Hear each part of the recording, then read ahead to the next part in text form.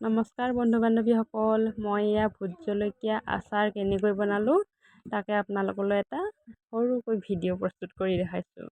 আজিকালি আচাৰ বনাব কোনে নাজানে ন, সকলোৱে জানে। তাৰে ভিতৰতে মইনো কেনেকৈ বনালোঁ সহজভাৱে সাধাৰণভাৱে একেবাৰে, সেয়েহে আপোনালোকক দেখুৱাইছোঁ।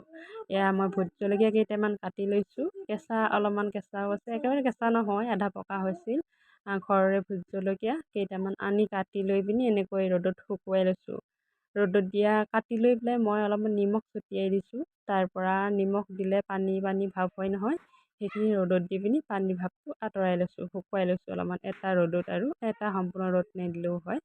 আৰু তাৰ পাছতে এয়া মই এটা খালী টেমা লৈছোঁ, প্লাষ্টিকৰে লৈছোঁ, আইনা হ'লে বেছি ভাল হয়, কিন্তু মোৰ নাছিল গতিকে প্লাষ্টিকৰটোতে ল'লোঁ আৰু সেইটো শুকানকৈ মচি কাপোৰেৰে মচি শুকান কৰি লৈছোঁ। আৰু ইয়াৰ জলকীয়াখিনি ভৰাই দিছোঁ।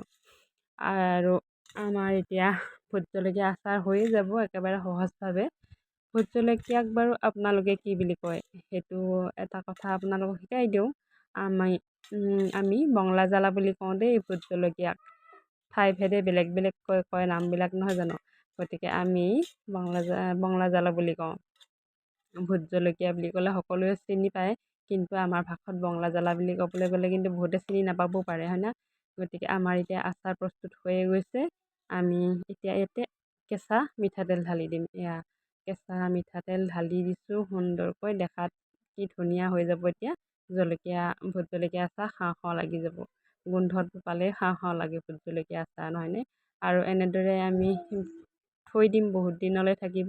আৰু মাজে মাজে ৰ'দত দি থাকিম। আৰু মই ইয়াত জলকীয়া আৰু কাটি কাটি শুকুৱাই দি থাকিম, আৰু মিঠাতেলো দি থাকিম।